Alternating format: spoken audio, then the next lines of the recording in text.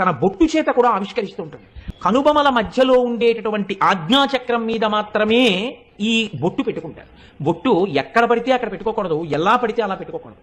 ఆజ్ఞాచక్రం మీద మాత్రమే బొట్టు పెట్టుకుంటారు. అసలు ఈ బొట్టు పెట్టుకోవడం అనేటటువంటిది అమ్మవారు ఎందుకు పెట్టుకుంటుంది అన్న విషయాన్ని మీరు విన్న ఉత్తర క్షణంలో మీరు వదిలిపెట్టినటువంటి అనేక సంస్కారముల చేత జరిగినటువంటి పాపం నశిస్తుంది. రెండు, గొప్ప శోభ మళ్ళీ చేకూరుతుంది.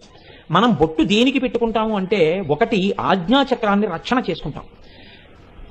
ఇప్పుడు మనిషి ఆలోచనలు ఎక్కడుంటాయంటే ఆజ్ఞాచక్రం మీదే ఉంటాయి. ఏదైనా దర్శనం చెయ్యాలి, ధ్యానం చెయ్యాలనుకున్నాడు అనుకోండి, బాహ్యనేత్రములు మూసేసి వెన్నుపాము నిటారుగా పెట్టి తేలికగా కూర్చుని రెండు చేతులు ఇలా పెట్టుకుని ఈ ముక్కు యొక్క పైభాగమునందు దృష్టిని నిలిపి భ్రూమధ్యమునందు తాను చేస్తున్నటువంటి ధ్యానంలో దేవతా దర్శనానికి ప్రయత్నం చేస్తాడు. మనసు అటు ఊగి ఇటు ఊగి అటు ఊగి ఇటు ఊగి నిలబడుతుంది. నిలబడిన తర్వాత దర్శనం ఈ భ్రూ మధ్య